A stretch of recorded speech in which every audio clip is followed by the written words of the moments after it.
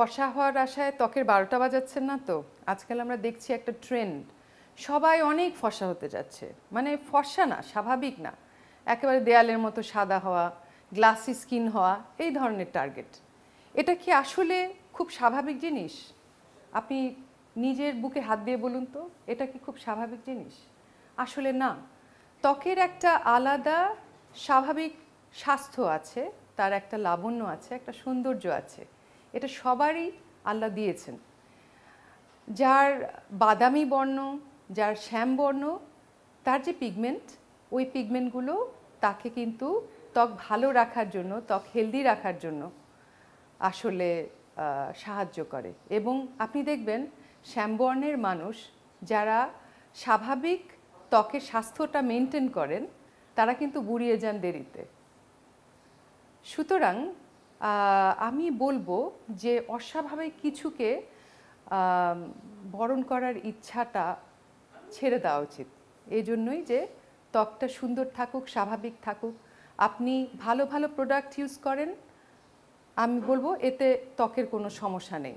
Sunblock use করবেন, skin lightning agent use করতে পারেন, অ্যান্টি এজিং ক্রিম ইউজ করতে পারেন, এগুলো আপনি রেগুলার ইউজ করুন।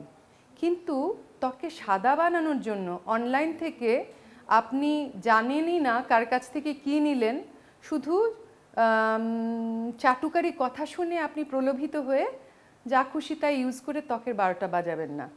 সাদা দেখাবে, কিছুদিন পর দেখবেন ত্বক গোলাপি হয়ে যাচ্ছে এবং গোলাপি থেকে লাল হয়ে যাচ্ছে, তারপর জ্বালা শুরু করছে, তারপর রগ দেখা যাচ্ছে, তারপর দেখবেন যে ওটা আর ভালো লাগছে না।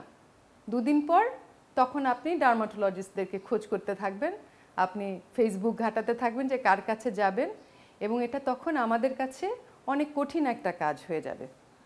কারণ ত্বক ক্ষতি করা অনেক সহজ, কিন্তু ক্ষতিকে ঠিক করা এটা কিন্তু একটা বেশ ধীর গতির কাজ, এবং সবসময় যেটা সম্পূর্ণভাবে সারানো সম্ভব তাও কিন্তু না।